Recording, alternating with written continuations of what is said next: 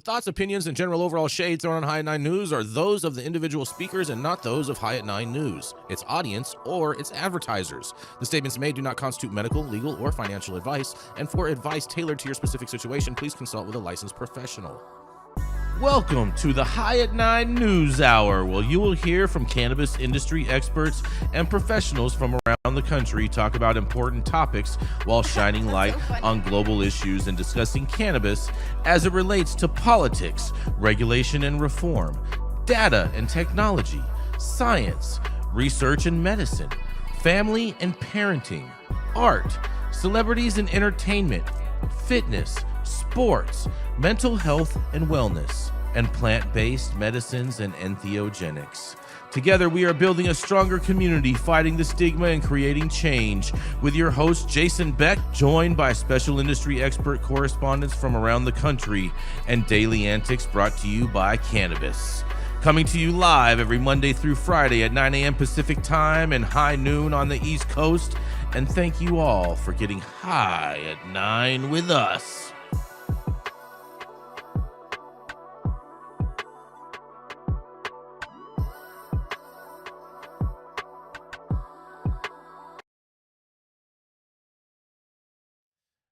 Yes. Good morning, you guys. It is Wednesday, February 25th, 2026. And today is, Jenny Beth, you're going to love this. You're going to love this one, Jenny. It's National Clam Chowder Day. I do love clam chowder. Mm-hmm. I do love. In fact, Jason, down from your house at Broad Street Oyster Co. at the end of the beautiful Huntington Beach Pier, it's in the background of your picture there. They have a great clam chowder. Yep, it's right in here in this big building with the red top on the top. Yes. Yep, we should go. I'm down. In fact, remember me, you and Parker went one time. We did. We saw whales. We did. We saw whales. We saw also too that sea creature that lives in the Huntington Beach that no one has yet to identify. It was a whale. Mm-hmm. It was a whale. Calm down. Crazy person. We did not see a whale. He's got an active imagination, Jenny. Jason it's very. I mean, seeing whales is really cool. There's a Loch Ness monster in Huntington Beach, you guys, in case you didn't know that. Yeah, it lives in your backyard in the guest house. Mm-hmm. We love him. Oh man, Jenny, you'll love this one too. It's also National Chocolate Covered Nut Day. I mean, like. Really? Mm-hmm. Is that? I'm not a big sweets person, Jason. You know that. I know, but I just, I just wonder if that was meant for Gavin Newsom and his latest, latest episodes on social media. Yeah. Mm-hmm. That's a subject we'll never get off of. So no, we never will. You're so you are so right about that, Dale. Oh man, and what a great State of the Union speech we all got to watch last night. And on that, thank you all for joining us and getting high at 9 with us. It's also high noon on the East Coast. And please remember to like, share, and subscribe to us on all social media platforms. You can look up above and down below to see exactly where we live on the internet. And we are live every Monday through Friday on YouTube, Rumble, Twitch, X, Instagram, Facebook, Kick, as well as on our very own website, www.high9news.com. So welcome everyone. Join us from any one of those platforms. Jenny, if you can please mute while you are driving while I'm reading this story, that would be helpful. Thank you so much. I sure can. I want to give you an intro, but you want it first? You want me to mute? If you want to give me an intro, that's fine. You could do that if that makes you feel good inside. Yeah, because whatever makes you happy, Jason. All right, coming up first, the High at 9 head honcho, the best Republican in every room. Jason, me first, Beck. Yeah. Way better than me too. You know what I'm saying? But nonetheless, there was a big tax hike that crashed the Michigan marijuana sales, you guys. That's right. An unprecedented cannabis tax hike that took effect in Michigan on January 1st. Significantly depressed legal sales, and recent sales data shows. So they actually crashed the Motor City's cannabis market. Michigan marijuana retailers reported about $227 million in sales in January, according to state cannabis regulatory agency data. That's nearly 16% decrease from the $270 million in sales recorded in December, according to the CRA. And it's also below the $246 million in sales reported in January of 2025. At least some of that December haul was price-conscious cannabis consumers stocking up before the tax hike, Fox 17 reported. But Michigan cannabis retailers enjoyed a record year in 2025 with more products than ever sold. However, price compression amid what competitors say is an oversupply of product, plus retailers competing on price, meant overall sales revenue declined by $113 million to $3.17 billion with a B this year. Or on the year, excuse me. The average price of an ounce of flour has dropped by nearly 50% since 2023, but that was before a controversial tax hike approved by the Democratic state lawmakers and Governor Gretchen Whitmer, also a Democrat, in the fall, took effect. Supporters, including Whitmer, say the new wholesale tax will raise as much as $420 million annually to fund roads and other infrastructure improvements in the state, and the new tax is on top of a 10% excise tax and 6% sales tax. Michigan cannabis product sales fell from 681,819 pounds in December to 518,000 pounds in January, according to the CRA. And several states raised cannabis taxes last year amid a slowing economy and federal budget cuts, and the decline is consistent with depressed sales in other mature markets that have raised taxes. In the third quarter of 2025, when a since canceled excise tax was briefly in effect, California cannabis sales fell to a 5-year low, and the 19% excise tax reverted back to a 15% as of October 1st after Governor Gavin Newsom signed a bill into law that would keep the excise tax at the level until at least 2028. California and Michigan remain the country's two biggest individual state marijuana markets, respectively. But man, Democrats sure do know how to drive fast and raise taxes and crash a whole economy. But I'll let you guys see what you guys have to say about this. This ain't rocket science. Okay. Yeah, right. We're watching here in California, and to claim a big victory to top 19% and stay at 15% is insanity. Right. And if you don't understand that, when you depress the legal market, people don't stop buying weed. Mm-hmm. They go around the corner and get it from the trap, and you don't get a nickel of tax dollars out of that. And how many times do we have to say that before someone recognizes that if we want the industry to succeed, you've got to deal with these taxes and regulations so that you actually can succeed? Because what people told us through the hemp market is they don't give a shit about all the stuff you're talking about. Yep. Okay. They want these products, and if you try to take them away from us, we're going to the trap. Mm-hmm. Oh, why is that so difficult? You don't have to go to the Wharton School of Business to figure this one out. I mean, but if you did go to the Wharton School of Business, you'd be able to see it much more crystally clearer. TV Wonder can see it. Okay. what is, I don't understand why we. And I've had these discussions with people who are going to pass these asinine things, and you ask them, why are you passing something you either can't enforce or is going to send people to the trap? Mm-hmm. Why do you do that? Right. And they do it, and it's like they went to the trap, and you can't enforce this. Duh. What's the problem here? Yep. Why can't this resonate with these people? But the because bigger they're double dipping. They're trying to appease regulators who want to make license fees and penalties. And they also want to appease the police committees that still want to keep arresting people and sending people to the trap. Mm-hmm. Well, but those are the factors in every state that decides to do this. In California, we have the same problems.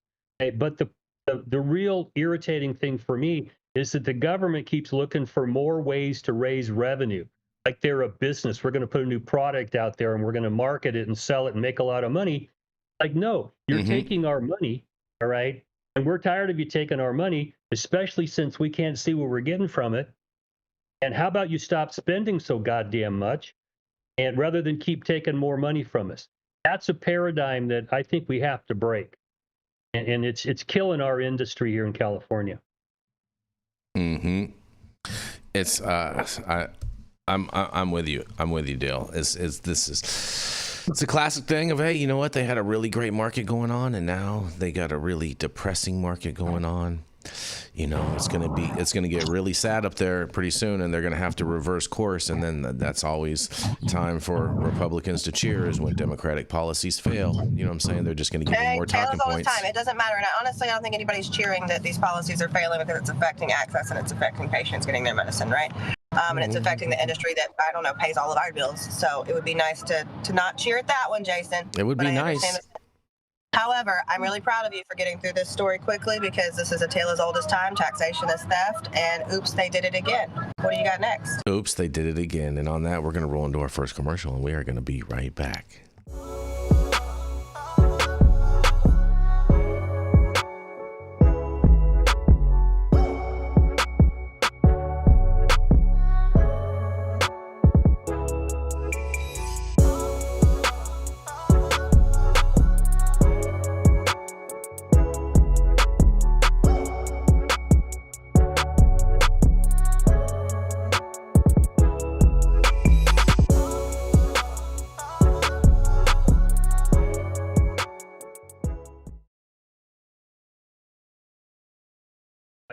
Yes, and we are back. And man, there's an Arizona lawmaker seeks to criminalize excessive smells of marijuana, you guys. The bills would punish smokers responsible for emitting strong odors of marijuana from their home to neighboring properties, you guys. That's right. An Arizona lawmaker doesn't want to smell his neighbor's marijuana inside his own home. And then a quote says, "It has been a bit of a problem in my neighborhood, to the point where my kids have to come inside." Republican Senator J.D. Misnard said, "I don't even want to have the drug conversation with my 4-year-old who can smell it." Arizona voters legalized adult use cannabis in 2020, allowing people to smoke in their own homes and backyards. And Misnard proposed legislation that aims to punish smokers responsible for emitting excessive amounts of marijuana odor or smoke.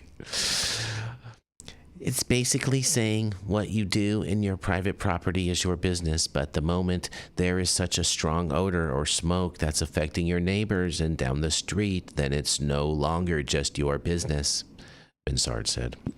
Anyone who smells the odor of marijuana wafting from a neighboring property into their own would call the police, and the offender would be cited for a criminal nuisance and a misdemeanor. And opponents of the bill argue voters already shot this down 5 years ago. Back when Prop 207 was passed, part of what Arizona voters agreed upon was you can't use the odor of burnt marijuana as probable cause for any crime anymore, Normal State Director Julie Gungle said. Gungle said the wording of the bill is imprecise and opens the door for wrongful accusations, and says, "How do you quantify smell at all? How do you preserve smell? How do you prove your innocence in a case like this?" Grungle said.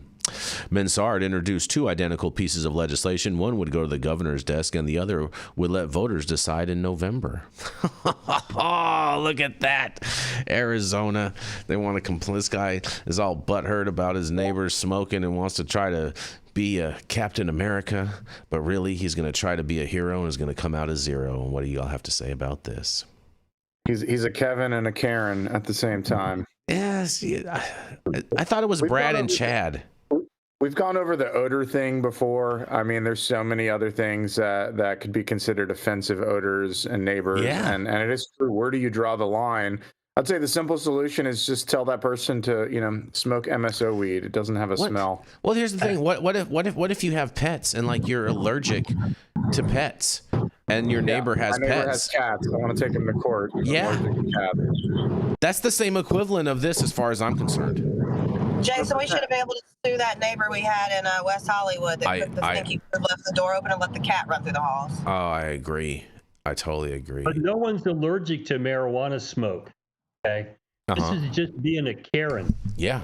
It's offensive. The last project I worked on, we lost the project in large part because neighbors didn't want to smell.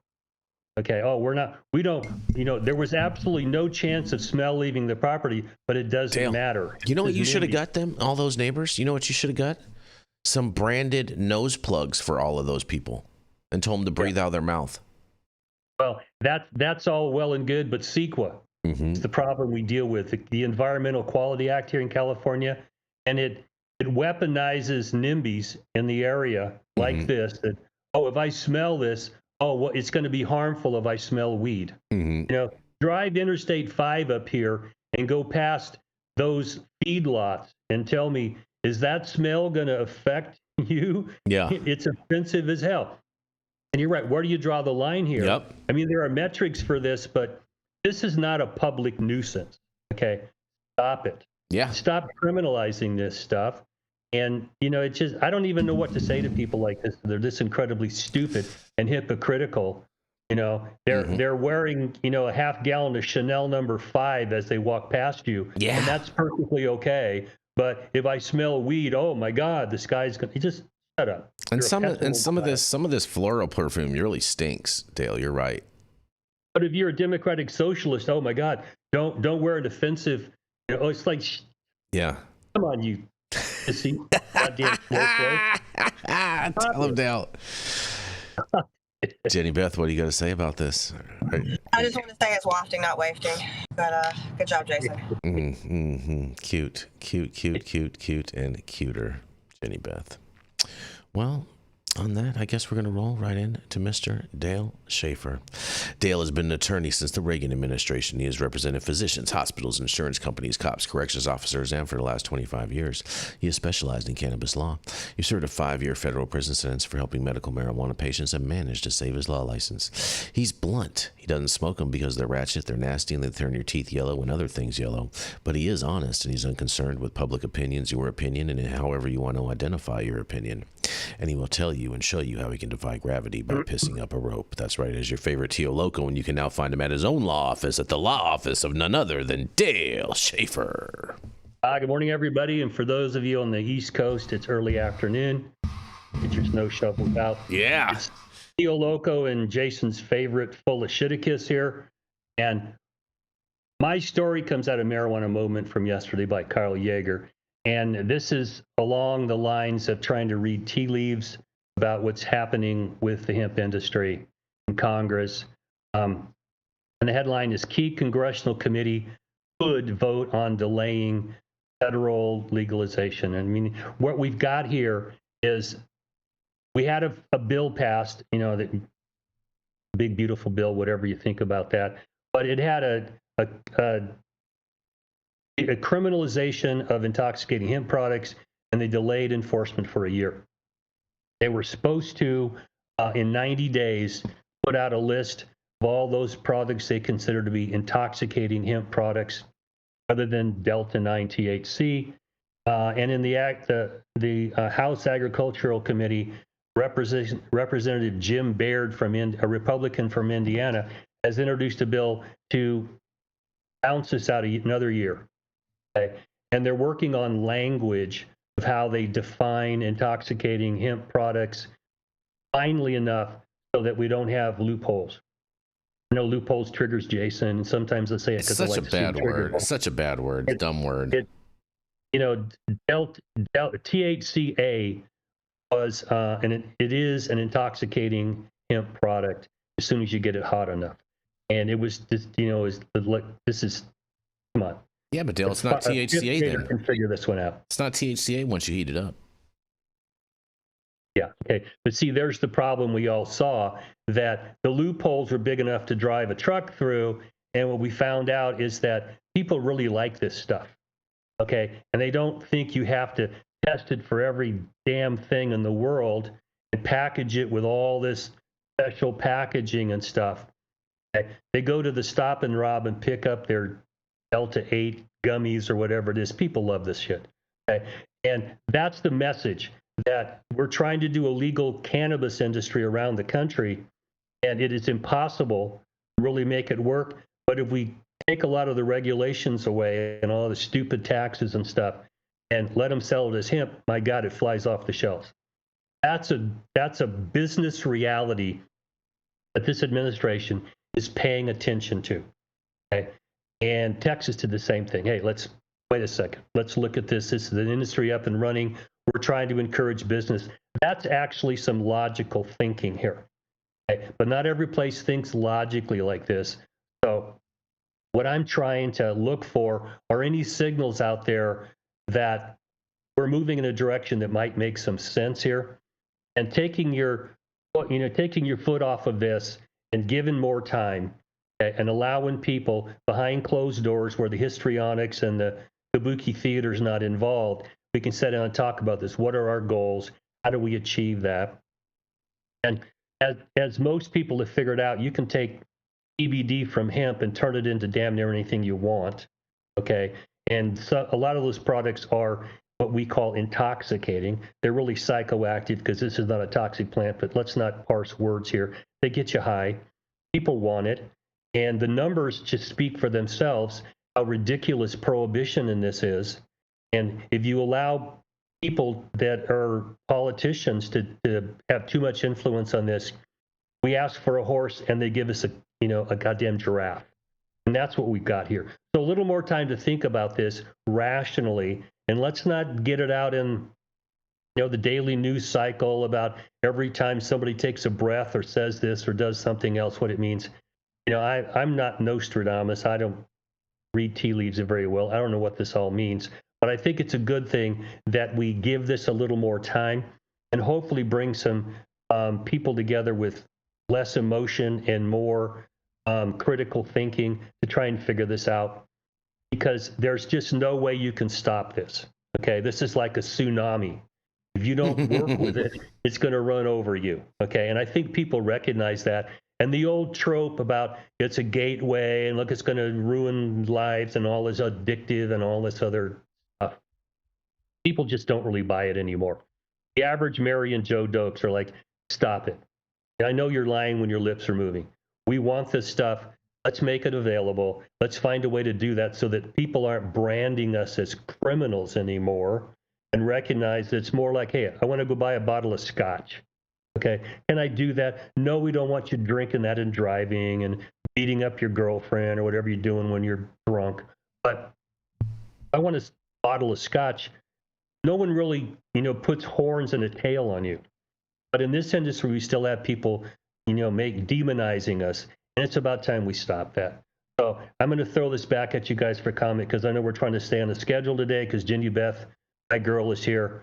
Back in the whip. So back at you when you guys think. She's literally in the whip, Dale. She's literally in the whip. I don't want to go right into now. Sadomasochism here because I don't want to start any rumors here, but that girl's got a whip and some leather boots. I mean, looking at the article, the general premise is that people want more time to build some kind of regulatory framework around hemp, including intoxicating hemp, THCA hemp, whatever you want to call it.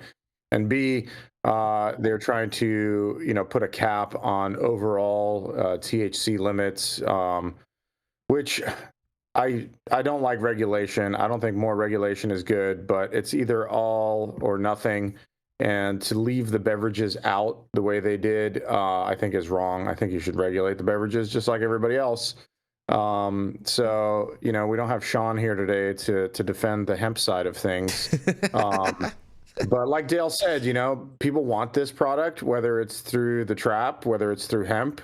They'll modify definitions. They'll, massage the regulations. They'll do whatever they can to get the product at the end of the day.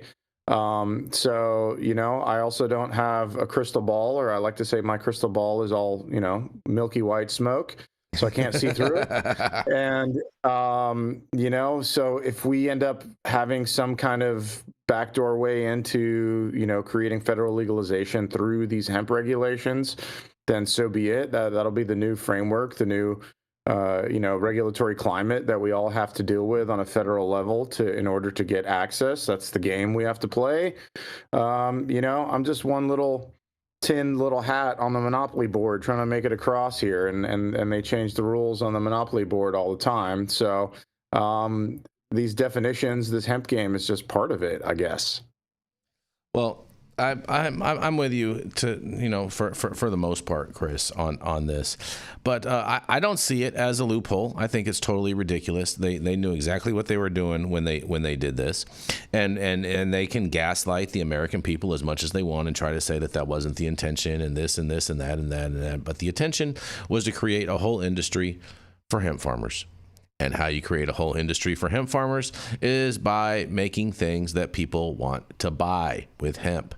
And that is I agree THCA. with you 100% there. I think the regulators did create this on purpose. Yes. And they do want to proliferate an economy around this. I think the loophole terminology is for the operators and for their attorneys to interpret it, right? The only loophole that I see, Chris, is when I tie my shoes. That's the only loophole. That's Here it. Here I come. Oh boy, here we go. Oh, no, get ready. She's about to fire off. You guys get ready. Munching an edible as we speak. Yeah. It's a high chew and it's really good. It's banana. Go, Jenny. Go, Jenny. It's absolutely a loophole. No, it's not. And it's a side effect. Stop it. I didn't interrupt you. I didn't. It's a side effect. And I didn't curse yet, so I'm doing a good job. It is a side effect. People who don't understand what they're tasked to regulate, creating regulations. And we see it happen in every market, whether it's regular cannabis or hemp. They were intended on creating a market for industrial hemp, fibers, plastics, things like that. They didn't understand what they were regulating. Now, whoop-de-doo for us, because you made the seed industry boom and you gave us a little loophole to play in, and we will always do that. And Jason, I've seen the loopholes in your shoes and nobody wants to play in there. But Real. this is not an intentional, we meant to legalize cannabis. So I'm gonna push back on that a little bit, and I'm gonna say yes, it was, Jenny Beth, because if the intention of the bill, okay, was to create all of these different industrial uses for hemp, which I do think was actually intended as part of it. However, they missed a critical step of providing resources to create the actual infrastructure that's needed to be in place to be able to create all of these products into actual tangible items. And that was not included in the bill. And that's the main reason why you only have like a couple hemp companies for shirts and a couple hemp companies for this and for that, because of the amount of infrastructure it takes to get put in place to manufacture these products in the first place. So if they were really serious about it, they would have had a carve out to create all of that new American industry in the first place if they were that serious. One quick thing. You're talking in absolute. None of that made any absolute sense. So Chris understood exactly what I said. He agreed with me. No, he doesn't. He doesn't agree. He completely disagreed. What industrial means is not Jason's going to put it in a gummy or somebody's going to put it in a tea and sell it to you to get high with. Industrial means industry, which means they're building things that are plastics, fibers, things like that. It was for fiber hemp. It wasn't for consumable hemp. True. It wasn't for intoxicating hemp. That was a loophole that we've taken advantage of as a market for years. And whoop-de-doo, we all made a lot of money on it, right? You can have every right to be wrong. Yeah. But Jason, they don't need to carve out, if they're like, hey, tomorrow Cadillac Escalades are legal. They don't need to call Cadillac and be like, here's your carve out so you can afford to make an Escalade tomorrow. And there are plenty of hemp companies who have done great jobs with fiber, who have very large milling operations. I task you with driving through rural Colorado and see what's going on out there, because we've been doing it. All right, so can Jenny? Can Chris speak for himself now? Is that okay? You sure can. I was speaking for myself first. Go ahead, Chris. Okay. I see it somewhere between the two. First of all this hemp stuff since 2018, since the Farm Bill, I mean, Mitch McConnell had his hands on it, so it's going to be tainted and dirty just from that alone. So you will never know the true intentions because that man was involved. And I'm saying that completely bipartisanly. I'm not saying any allegiance for or against either party, but that's obvious. But I do think that the intention on paper was to create some kind of industrial model. But I do think that there are parties involved that were probably a minority that want part of that industrial model to be federal research in things like CBD and other novel cannabinoids. And this did allow for it, while a majority of the regulators were ignorant to understanding the actual scientific processes of it. And it ballooned to a point now that's like, oh shit, people are getting high from it. Now we got to take 2 steps back, and now they got to figure out how to regulate it and how to tax it, because everything, if you're classifying it as hemp, you're not paying these excise taxes. You're not paying these crazy licensing fees. And I think that's what the politicians really care about, is revenue. They don't really care about us getting high from it or not. Yep. Fair. Well, there's a bigger picture here from the legal standpoint. We divide laws up between what we call malum and se laws. These are wrong because they just violate our morals and our ethics. You lie, cheat, steal, hurt people. We look at drugs sort of in that category, but in reality, they are what we call malum prohibitum. They're made wrong because people just decided we don't want you doing this. There's nothing wrong with smoking pot, morally. Okay, we've just turned it into something we don't want you to do. And what they did was hemp did not have the sort of the butt pucker of weed when it comes to how we classify these crimes. So let's run with it. They had hemp before they had the definition, and they screwed the definition up. So historically, hemp was turned into rope, sails, Levi's, stuff like that. Made plastics out of it, and marijuana is what you smoke to get high. And so they thought there was a distinction there, and there really isn't. It's a stupid distinction. And when you tell me there's a distinction here as an attorney, it's like, I see so many back doors here. It's like, you guys are nuts. They weren't thinking about it. And what they did is they found out people want this stuff. Okay, they don't consider cannabis anymore on the morally bad side. We look at it as, you're telling us we can't do it. Too many people want to do it. Stop it. Get out of our lives. The libertarian in me comes out and says that, what I do in my house ain't your business. If you smell it coming from my house, shut up, because I don't like the way your kid smells when he farts on my front. Right. Stop all this stuff. Okay. So now there's a reality. And we really haven't come to the point where we decided that, okay, smoking weed is okay with us like we're okay with alcohol. We don't really like every part of it, but let's stop criminalizing it like we have, okay, and work with it. Okay, and they still haven't figured out how to do that because you have the church ladies who pucker up and go, oh my God, this is going to ruin Western society, and Sam falls into that category. And then you got us going, it hasn't. When you can buy gummies at the Stop and Rob, the world didn't stop. There wasn't crashes on the freeway. Let's stop the hysteria. We see it, but we're still climbing that mountain. And, we need to stop penalizing people for doing things just because we don't want them to when you're not hurting other people. That's a bigger question here. And, the pants got pulled down the prohibitionists here that, the sky didn't fall. So now what? Stop your hysteria. Let's move on to some more rational rules and regulations and taxes. This, excise tax, we're willing to do it. But alcohol is 3% in California. Beer and wine's 1%. Pot's at 15%. Okay? Come on. This is stupid. We're not selling heroin to people. Exactly. Okay, stop it. Exactly. And on that, we are going to keep this train rolling, and we're going to roll right into our next commercial, and we are going to be right back. Rescheduling cannabis, which was classified as more dangerous than fentanyl. Trump's action will destroy the cartel's illicit black market, expand medical research, and ensure seniors and veterans safely receive the care they need. Thank President Trump for delivering on another America First promise. Yes, and we're back. Stop whatever you're doing. Make sure you smash that like button. I know we'll appreciate it. You'll appreciate it, and YouTube will appreciate it. Also, make sure you subscribe to the channel if you're not subscribed already. And all of the articles that we cover on today's show, you can read directly on our website at www.high9news.com. And I do want to make a special mention of the fact that if you are not subscribing to our channel on Rumble or X, make sure that you are.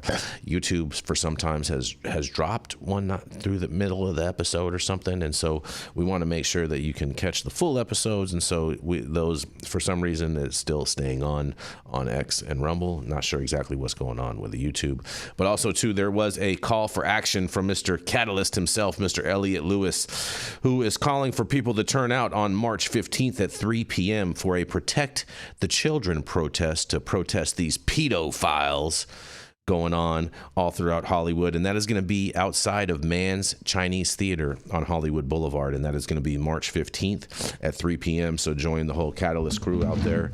Bring a sign, you know what I'm saying? Bring some pedo paste and maybe some glitter bombs and stuff like that. So that way we can mark these people and let them know exactly what they are. And on that, we're going to roll into our next commercial, and we'll be right back.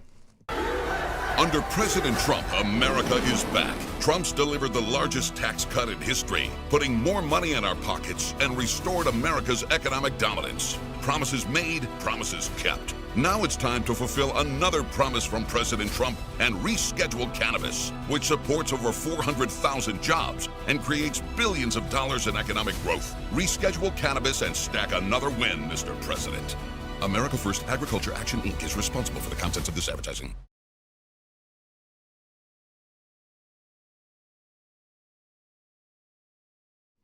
And we are back, and we are going to roll right into Mr. Christopher Vaos. Christopher Vaos is a seasoned cannabis industry professional with over 15 years of experience in commercial cultivation.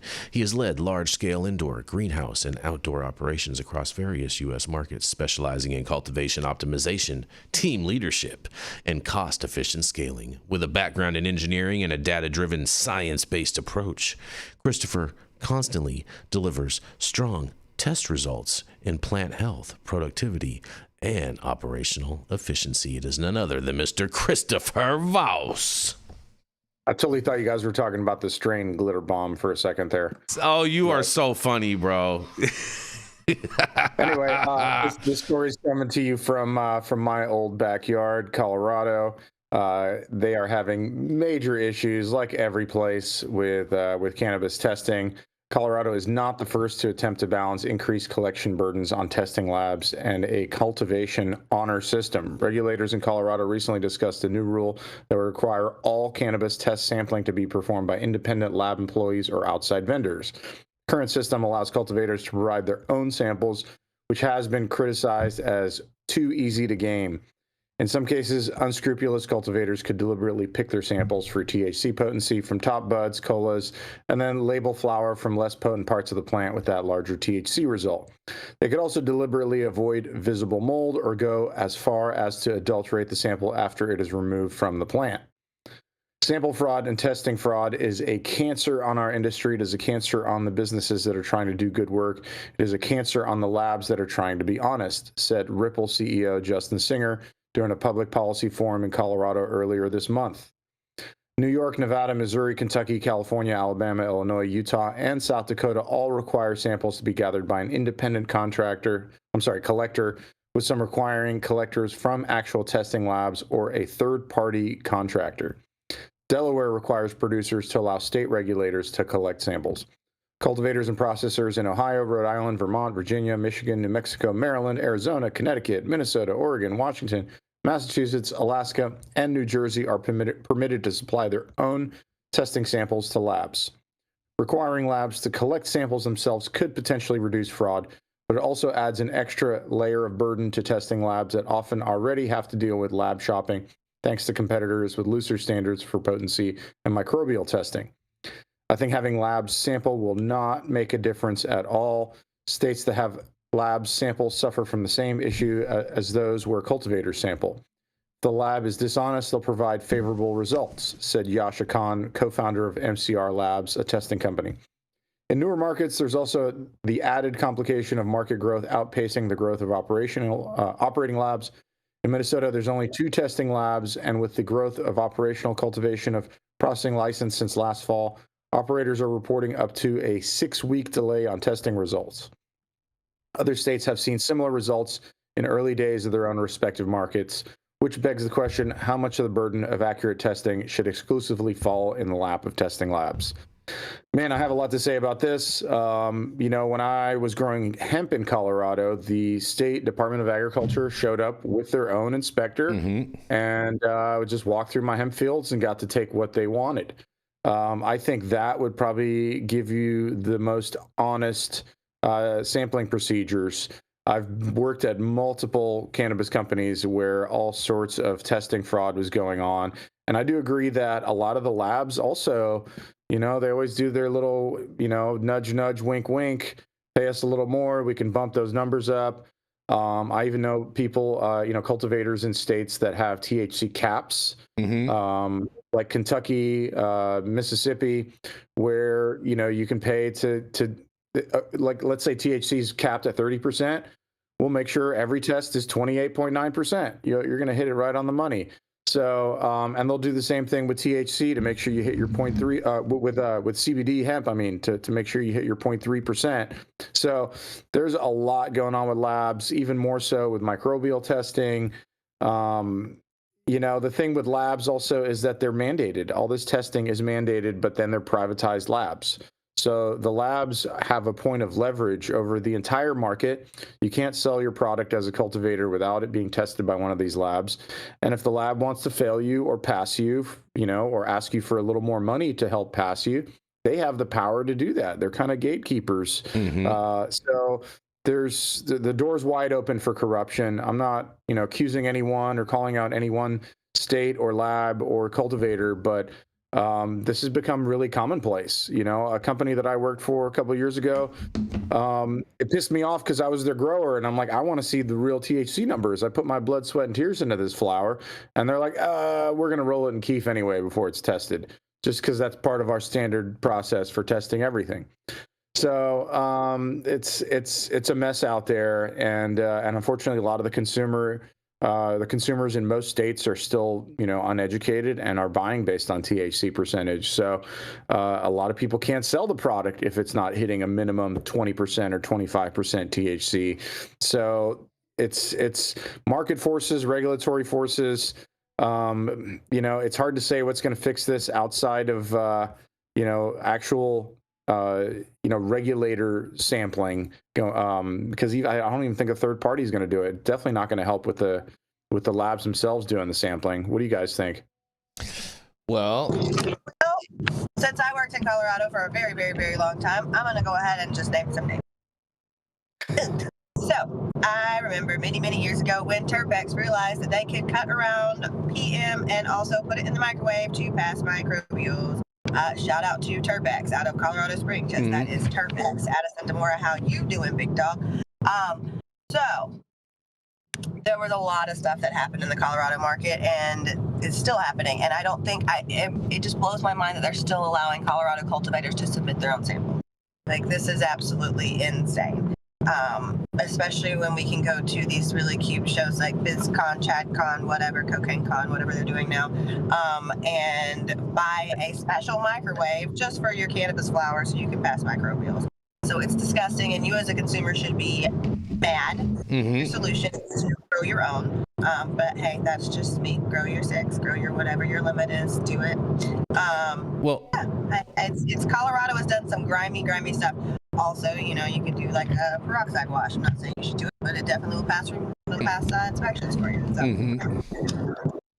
I heard that, but I mean, Jenny, this just doubles down on your whole story that you covered yesterday of the fact of how these labs aren't testing for some certain molds that are really damaging. It's not even just that the labs aren't testing for certain things. It's that if you can pass at a passable level because you've remediated in some unsavory way, right? Like, take concentrates forever. For example, like when they started using hexane and they were, just letting that absorb. Technically, it was another extraction, but it was. So everybody's going to find a loophole, Jason, not just the ones in your shoes. And it's about the fact that you can remediate it to where it'll pass, but that still mean it's safe. Colorado allows remediation in post-processing, and it will show up on metric as remediated, but there's no obligation for the bud tender to tell that to the customer. So it'll show remediated on the computer for the bud tender, and they're like, yeah, enjoy your product. And even on the medical side, there's zero obligation to report that publicly. And there's people right now in 2026 in Colorado still failing for myclobutanol, spraying Eagle 20, and allowed to remediate their product through concentrate, through filtration. There's so much product on the market, they should be forced to destroy it. It should be incinerated. But,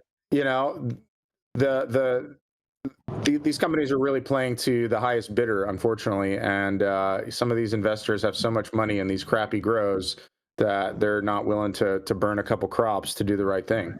The first facility I ran in Colorado was the first and only one to ever be put in the news for Eagle 20, right?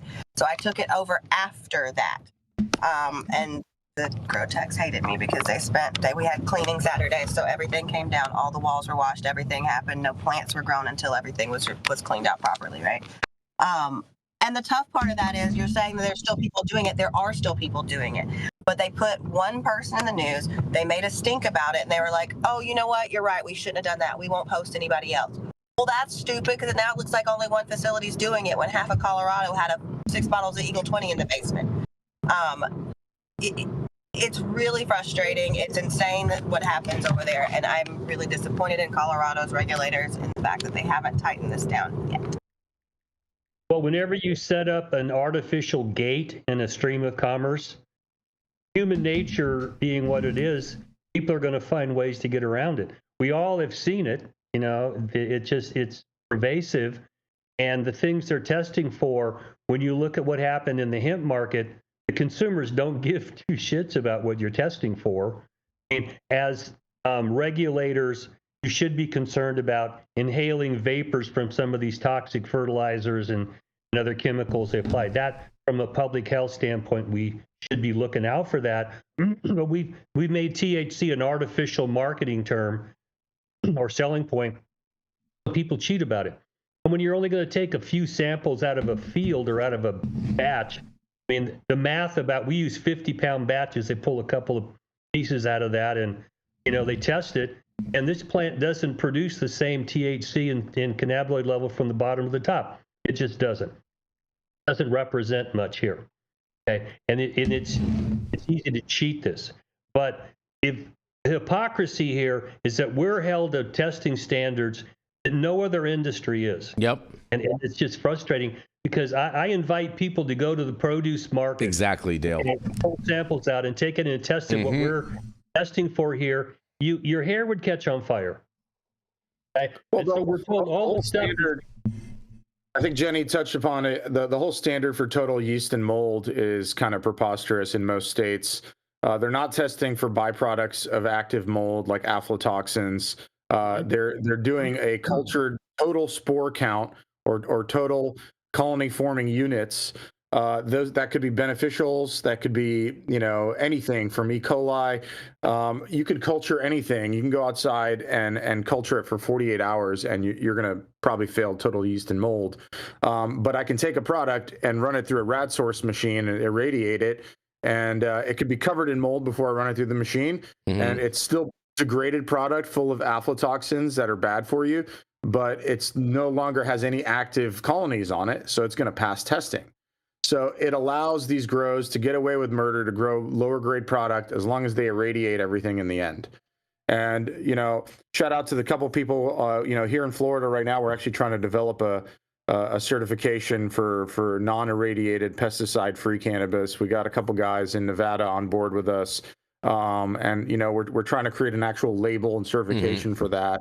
It's not an easy thing to do. A lot of people are pushing back against it, but there's a few of us trying to do the right thing. But the shout out to Range Brands in Vegas, because they're the ones really on board with us on this.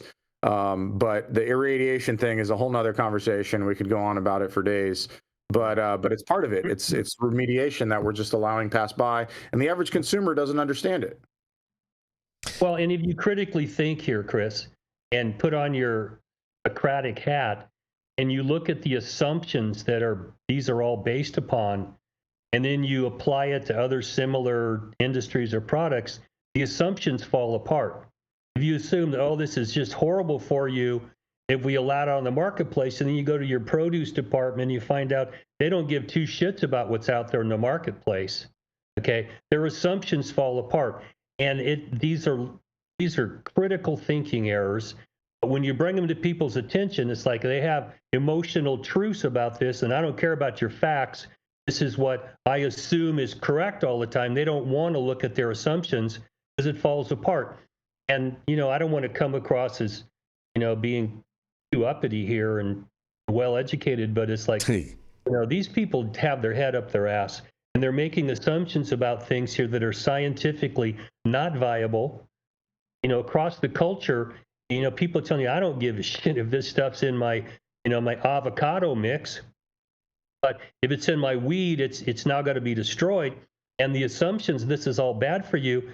In one direction it is, the other direction we don't care. Okay, stop it.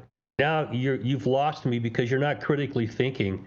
You're enmeshed in these emotional truths, and it's hear no evil, see no evil, speak no evil. No, don't tell me this stuff. I don't believe it. And those of us who are thinking about this like logically and critically, your mama dropped you in your head a lot when you were a kid. How can you be saying this stuff out loud? It's just stupid.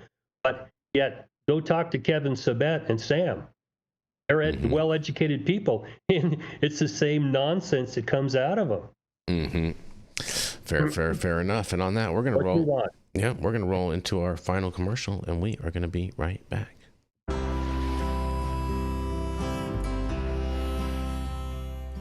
Oh man, your knees still bothering you, man?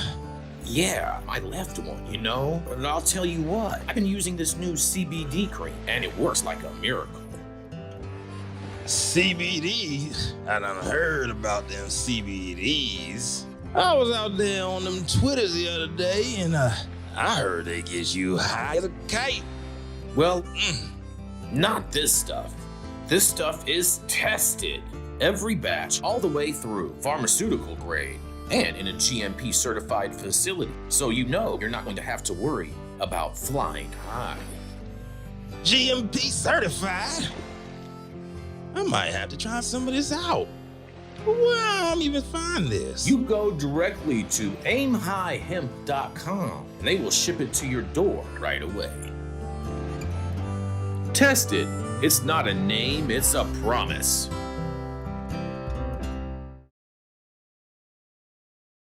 And we're gonna roll right into the girl who's out rolling on the mean streets of LA, Miss Jenny Beth Dills. She's the founder of Kind Cannabis and of Justice Served, a 501c3 that helps justice-impaired individuals get their lives back on track after they've been victims of the track. It is none other than Miss Jenny Beth Dills. Wow. Justice impacted, Jason, but God bless. Yeah. Hey, I'm consistent, Jenny. Jenny. Always say justice impaired. Anyhow, whatever. All right. Happy Wednesday, you guys. So here is a not so feel good story that is your daily reminder not to dick around in Asia. Duh. Cambodian authorities have handed down stiff prison sentences to 2 British men convicted of cannabis trafficking. According to the Phnom Penh Municipal Court, I probably butchered that, but hey, it's okay. They can't do anything about it. The men were found guilty of drug possession, trafficking, and transport under Cambodia's law on drug control for attempting to smuggle nearly 20 kilograms of marijuana from Cambodia to the United Kingdom through Phnom Penh International Airport. Told you guys they don't want... Anyway, 41-year-old Robert Brown was sentenced to 14 years behind bars, while 28-year-old Hogg Jordan James, oh God, his parents should go to jail for naming him Hogg, received a 10-year term, and both were fined the equivalent of about $6,000 US. The men were arrested by anti-drug police in June 2025, and under Cambodian law, they have 1 month to file an appeal. Okay, well, $6,000 US in a fine's not that bad, but they're going to have to pay the plug back for those 20 kilos a week. That's probably the debt they're going to be more worried about. But yay! I'll throw it back to you guys. Don't screw around in Asia. This is in Cambodia. Just don't take away my Cambodian breast milk. Yeah. Disgusting. No, I still like my Thai sticks, okay? And they came out through Cambodia. Right? If you call me and ask me, Dale, as an attorney, should I, try to smuggle weed out of Cambodia? My answer is, what, you've lost your mind? No, you don't play there, okay? We tend to think that the whole world sees problems like we do, and they just don't, okay? And like Brittany Griner, when she got to Russia, or these knuckleheads that didn't look for ammunition in their tote bag, when you get there and find out that, they don't have the sense of humor that we have in the United States, no. Yeah. So understand your risk. And if you get caught, don't be screaming it's not fair. Well, of course it's not fair. But you're pretty stupid to be doing this stuff in places where they're liable to kill you for doing it. Exactly. Or you've been eating with a spork for years. Okay, so be careful. They were trying to smuggle Cambodian weed into the UK, when in reality the UK is like flooded with California weed. Like, what were they doing? They're trying to get some pounds, Chris. Not even worth it. What's Cambodian weed in this modern day? It's off the radar, bro. It's a mids market, Chris. It's a mids market out there. But that's not even mids. That's like the lows. The lows with no nose. I mean, but it's cheap. I'm sure it's cheap. It's cheap, bro. Yeah. I mean, probably. When you paid 5 cents a pound, you know what I'm saying, Chris? And you're gonna get, pounds for your apes. That's a 10 years big in difference. prison's what you're gonna get. Well, that's what this person's going to get. They definitely FAFO'd on this one. Be careful bending over to pick up the soap, my friend. Mm-hmm. Yeah, and I've watched some locked up episodes. You know what I'm saying, of jails in the UK, and they're rough. They're rough. I mean, listen, you knew better and you did it anyway. I mean, story of my life. I totally get it, and I hate to see anybody in jail for nonviolent offenses, but this is just stupidity. They're not in jail for weed. They're in jail because they're stupid. Fair enough. And on that stupidity statement, I have another stupid story for you guys. I think you're going to enjoy. Coming up last, bring us the caboose, the biggest behind at the High at 9 News. Me first, me second, me last, Jason Beck. Well, yeah, that's cute, Jenny Beth. That's very cute. Well, this is, I do like this story, but it just shows the stupidity of New York, because lawmakers propose liquor at grocery stores and cannabis beverages and liquor stores, you guys. That's right.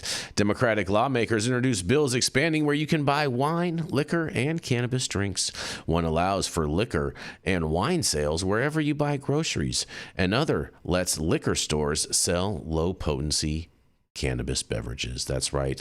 S9032 and A9284 lets supermarkets and local bodegas sell hard alcohol and wine. And if a grocery store had a wholesale license before 2025, they could bypass an old rule that prevents liquor sales within 200 feet of schools and churches. Legislation allowing wine sales at grocery stores have been on the docket for years and have popular support from voters, according to Siena polling last year. Older versions of wine and supermarkets bills excluded stores under 4,000 square feet, like corner stores and bodegas, while requiring thousands in upfront costs, and that new licenses be 500 feet from existing liquor stores. Besides adding liquor, this version cuts those requirements, making it easier for smaller stores to join the market. And today, the state only allows owning a single liquor or wine license at a time. And the legislation would also carve out an exemption to that rule for grocery stores. According to the sponsor, State Senator Luis Sepulveda and Assembly Member Amanda Septimo, the bill would modernize New York's alcohol laws and make shopping more efficient. It's also supposed to boost vineyards, agricultural businesses, and the craft spirits industry.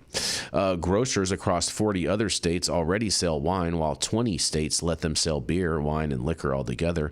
But attempts to create more permissive rules about alcohol sales always meet resistance from independent liquor store owners who don't want to lose customers to corporate chains.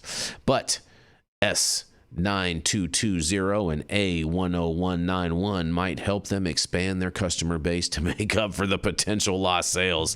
It would let retail liquor shop owners get a special permit to stock cannabis beverages.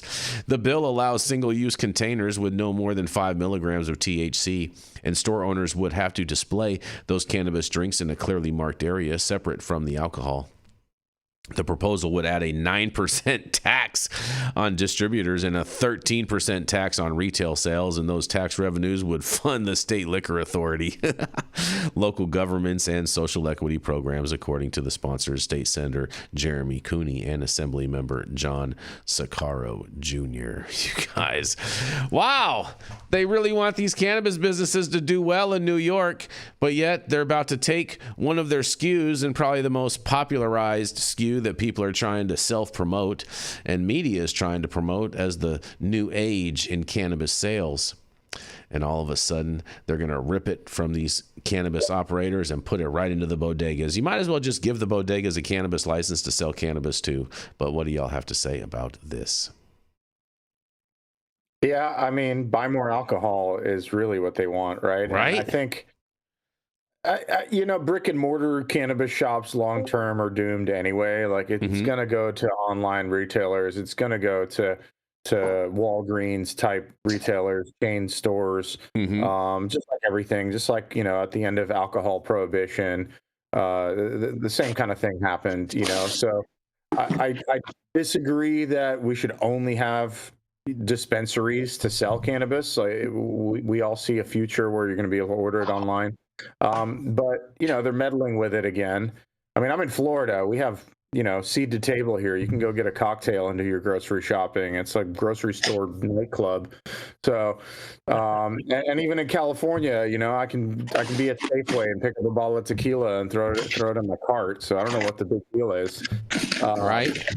But it should be free for all, or once again, all or nothing. Trying to create these selective rules will always bring about favoritism and payola, and create these closed circles of wealth that people are taking care of each other and leaving a big part of the crowd out of it. Mm-hmm. Are we crying that it's not fair? No, not fair. Life's not fair. Life's not fair. There you have it. Well, look at she's This stationary. points out what I talk about are emotional truths. People are much more willing to accept that we're going to drink something, okay, than we're going to smoke it. Mm-hmm. Okay, because it seems we allow alcohol. This seems we're drinking it, and it seems like that's okay because we put it in our mind into the cohort of acceptable things to do. We may not like it, but it's okay. But smoking still, makes people's butt pucker up a little bit. And these are some of the emotional truths that we have to deal with as we're trying to, go through the regulatory and tax structures. And it's frustrating because it's obvious when you look at this that people are willing to accept some things and not others, and they're very slow to accept it. When in reality, my family had retail liquor licenses. They could sell whatever they wanted. They had tobacco licenses. They sold groceries and all this kind of stuff. Nobody thought too much about it. And they would be an ideal place to have, some supplies of cannabis products. They're watching you. You got to be licensed. We accept all this stuff.